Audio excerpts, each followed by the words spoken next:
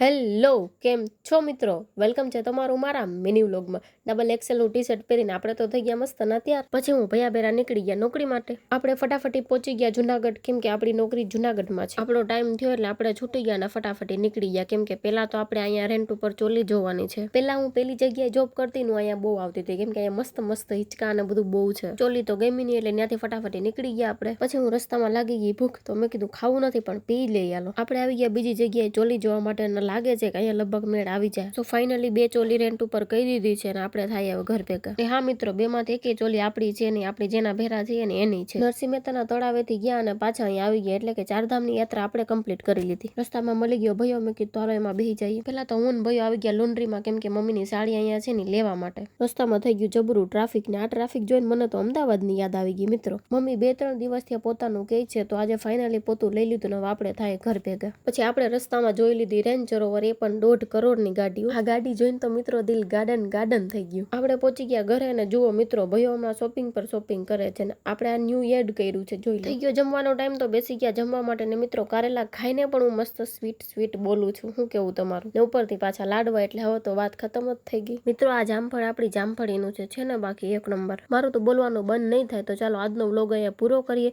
ને મળીએ કાલે નવા વ્લોગ સાથે. Thank you, bye bye, C you.